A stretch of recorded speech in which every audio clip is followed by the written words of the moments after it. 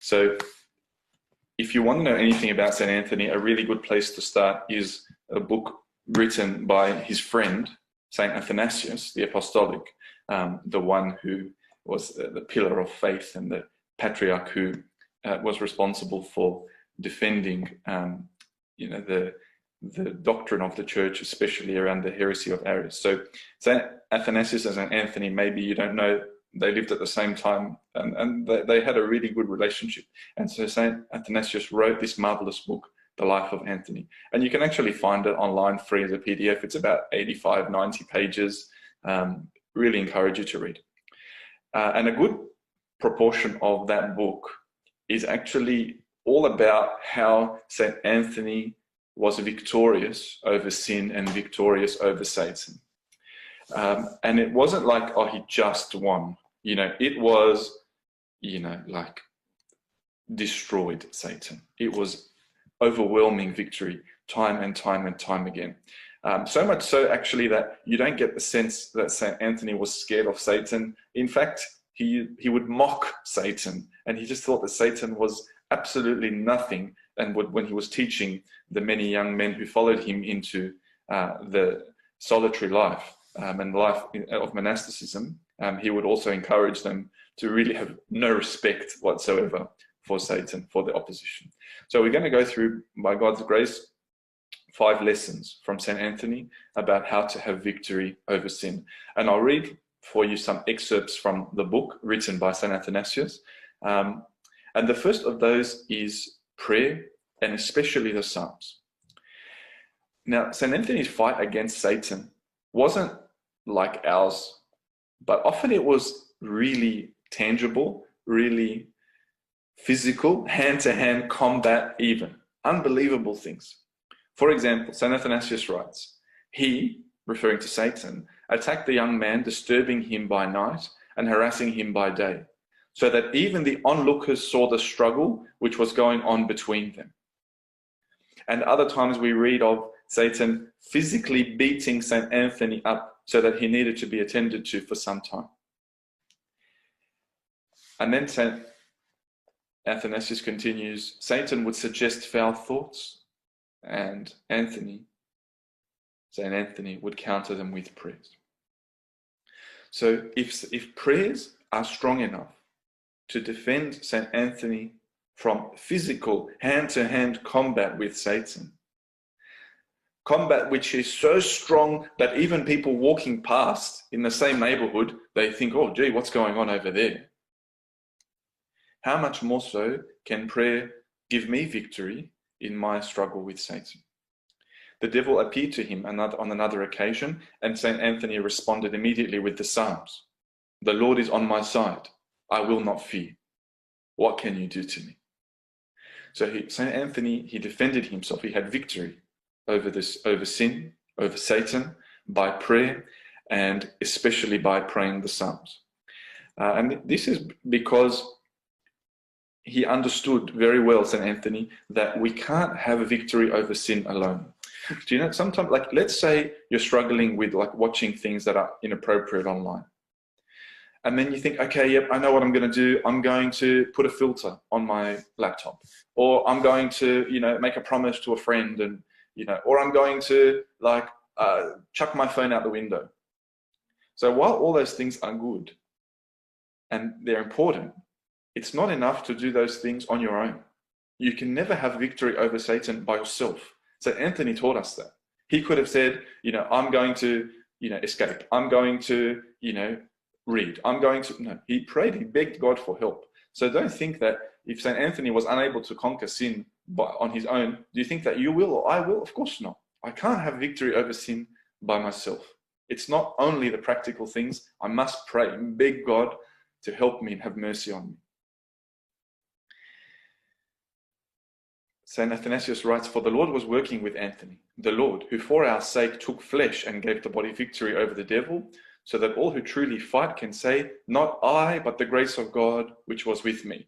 And in that passage there, St. Athanasius is referring to 1 Corinthians 15, which says, but by the grace of God, I am what I am, and his grace toward me was not in vain. but I labored more abundantly than they all. Yet not I, but the grace of God which was with me. Yet not I, but the grace of God which was with me. So the first lesson that we learn from St. Anthony about how to be victorious over sin is to beg the Lord for help and to pray especially the Psalms. The Lord is on my side, I will not fear. Now, just in case you're thinking, okay, no problem, so I have a trouble with swearing or with anger or with gluttony or with lust, so all I'm going to do is pray. Well, that's not what St. Anthony did. He didn't just pray.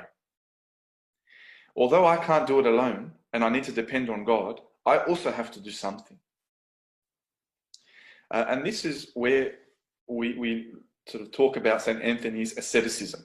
So asceticism is a word which means simply giving something up for the sake of God. And more specifically, giving up something which is not bad for the sake of God. So if you say, oh, I'm going to give up swearing for the sake of God, or I'm going to give up, rap music with lots of, inappropriate content, that's not ascetic. That's just fleeing from sin. But asceticism is giving up something which is okay. Like, for example, fasting.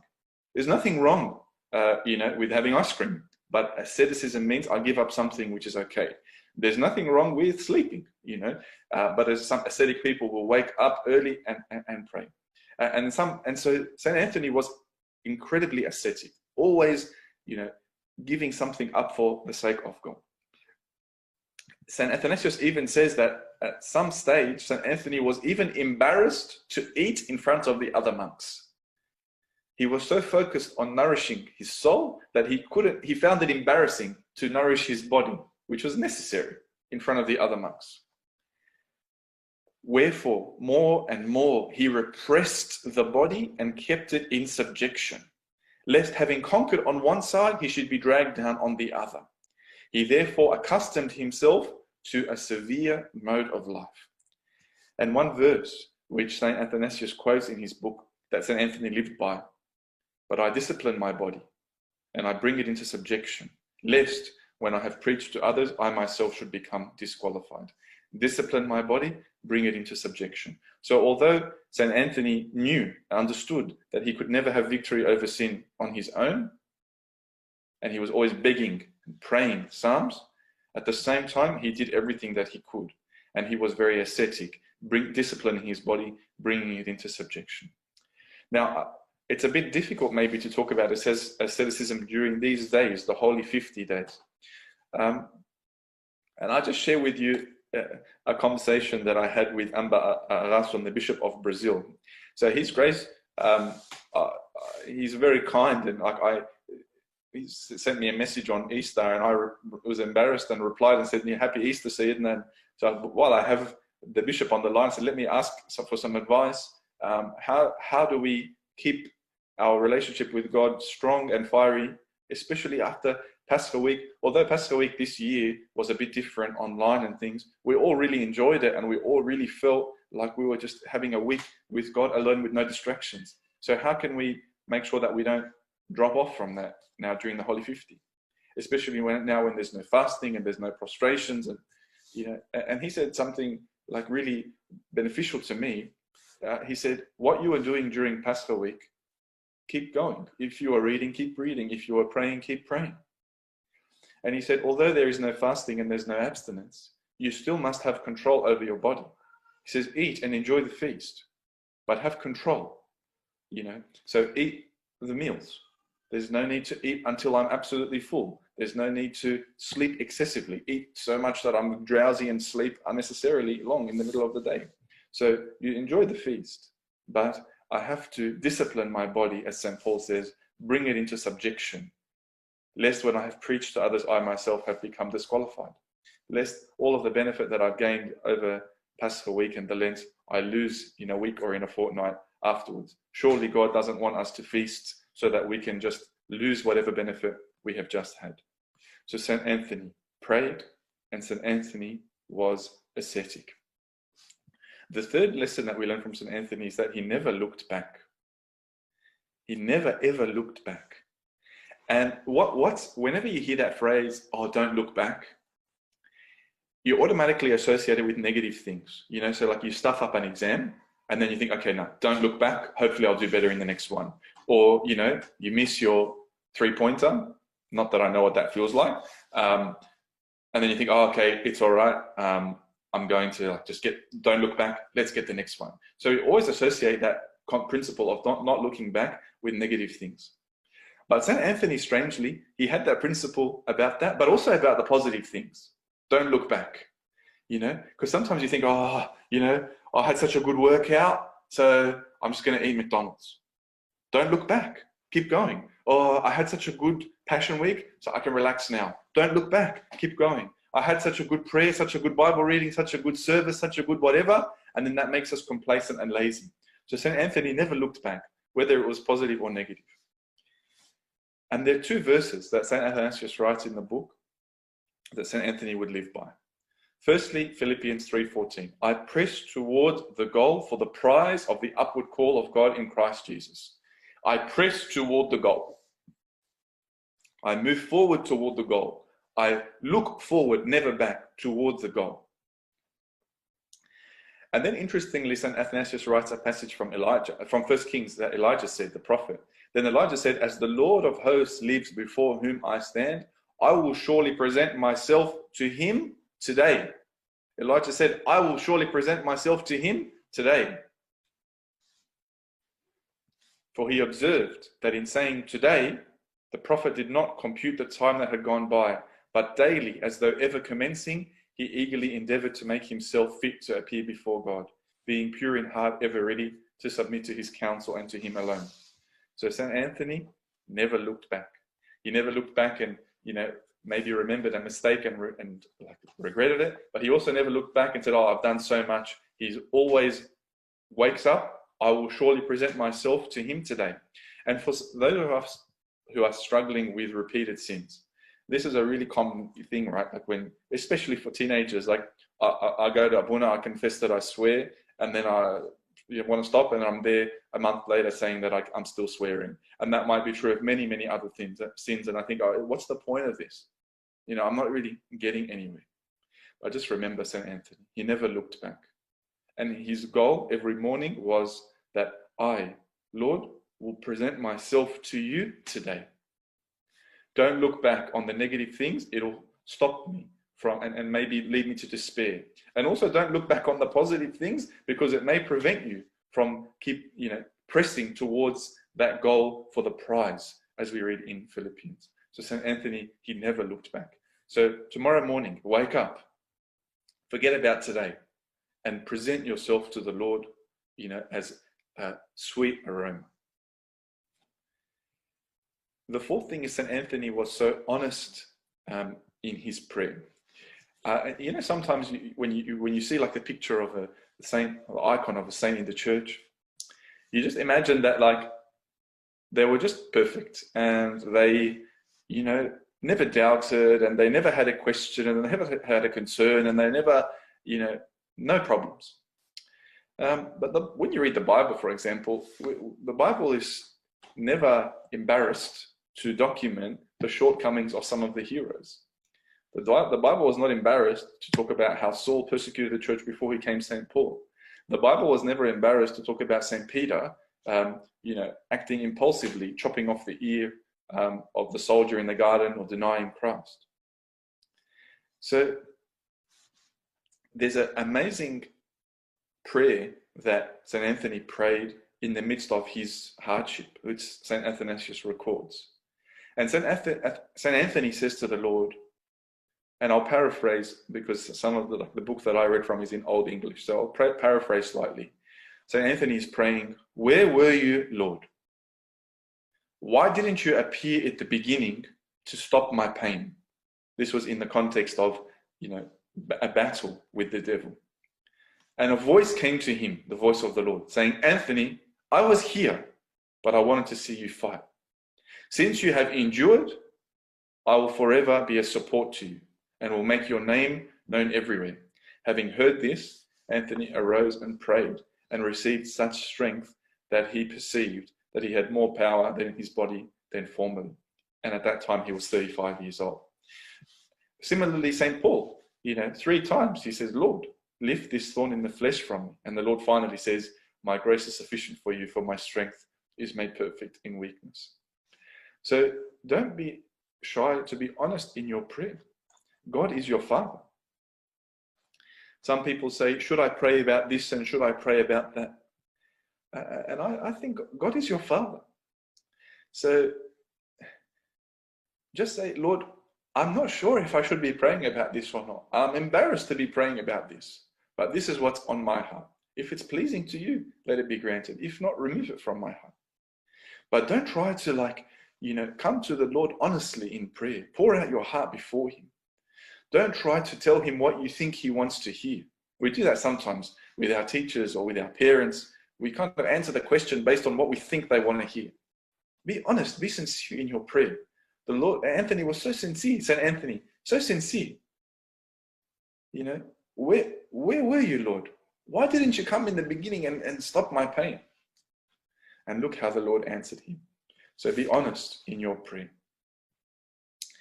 And the fifth, and it was very difficult to limit it to 5. It could have been 10 or even 15, but for the sake of time, the fifth is that St. Anthony looked to the scriptures for guidance always. When people would ask him a question, he would answer with a Bible verse.